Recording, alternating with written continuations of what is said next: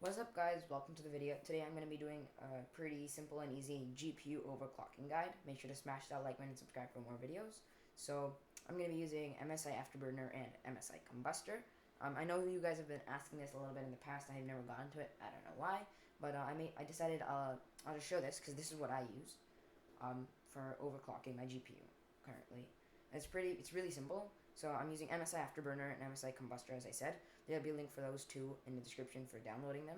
And they're free and they're from MSI. They're very easy to use, and they're just my favorite overclocking tools. There's other softwares, obviously, but this is the one I prefer. I don't know why. It's really easy, like I said.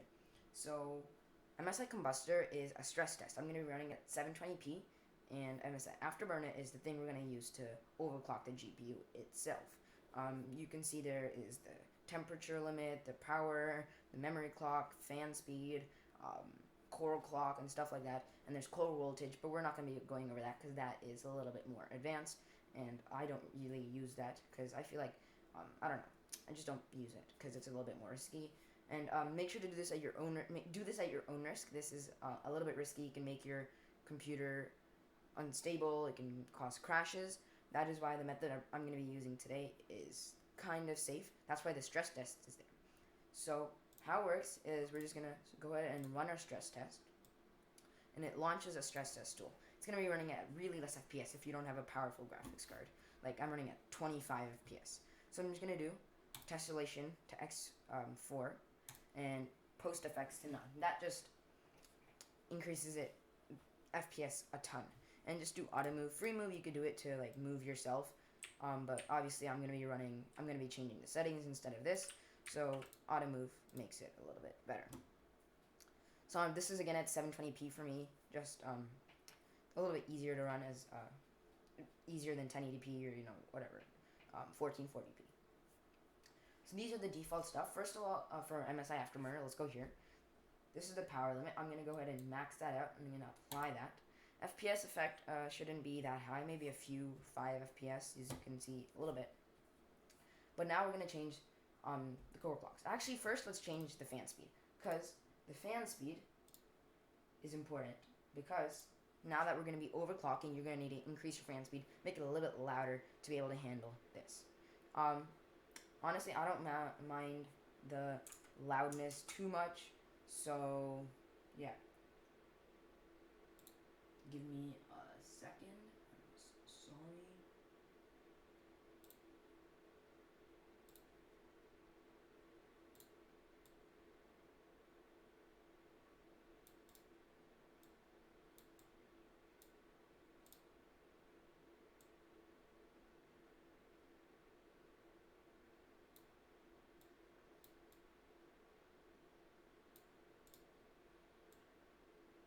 Yep. Okay. Here you go. So there is the fan graph. You can just get there easily. It's pretty easy to get there. Just click on the settings here, and you can go ahead and go here, like that. And then you just go here, and then you need to enable user-defined control. And this is the default. I said you're going to increase it because we're going to increase the power, the clocks, and the temperature is going to go up. So what I like to do is I don't care about noise too much, so I just go ahead and increase it a bunch.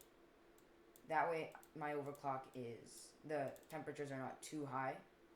And RX 80 is already a pretty hot GPU, by usually anyway, so this will make my overclock a little bit better, possibly. I'm gonna go ahead and change this a little bit though.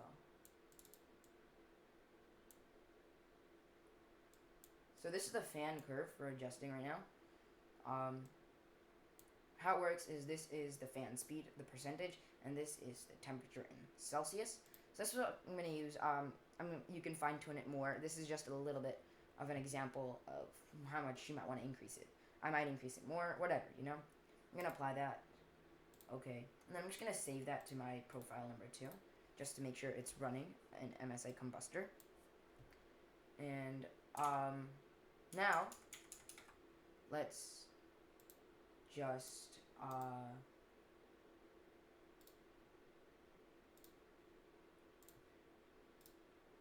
continue. Okay. Sorry about that. Here. So now we're gonna adjust the core clock. So mine's at 1350. It's default. It's pre-overclocked, so it's a little bit higher. So what we're gonna do is you want to increase it by a stable 50. So mine was 1350. I'm gonna increase it to 1400. It doesn't really matter. I do 50. It's a pretty good number to increase it by. You click apply, and now you just wait, and you see. You want to run it for about 30 seconds and a minute in this test to make it to make sure it's stable. This is the first 50. It shouldn't be that bad, but yeah. Also, another thing is the memory clock. You should do the same thing with memory clock. You do 50 megahertz at a time. First, we're gonna knock down the core clock. So I've been for about 30 seconds, 40 seconds. So I'm gonna go ahead and increase it 50 more.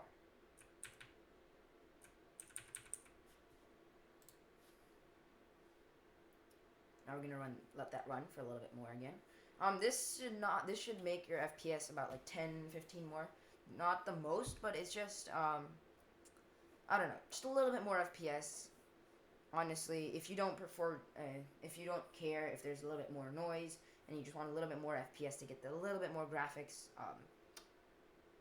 then you can go ahead and do this. So as you can see, it went from about 132 in the beginning to like 120 to 124 to 130 now, which is a little bit more. We've done this for about 40 seconds. I'm gonna go ahead and increase it again. I've already done overclock, and I can go up to 1500. That's what I like. That's what my max is, and then it starts getting really unstable and stuff. But to keep it more stable, what I like to do is I just take it with your computer will crash, or like the MSI combustor. The computer won't crash usually. The MSI combustor will stop working if you have extended your clock too much. So, mine went up to like 1500 about usually, but to keep it more stable, you go to the max until to make sure MSI combustor doesn't crash. Then I just take it down about 20 to make it more stable during the game, to make less crashing and less artifacts and stuff like that. So I reduced it, and now we're at 1480. That's what I run at usually when I'm playing my games. Next, we're gonna do the memory clock. You can increase this by 50 as well.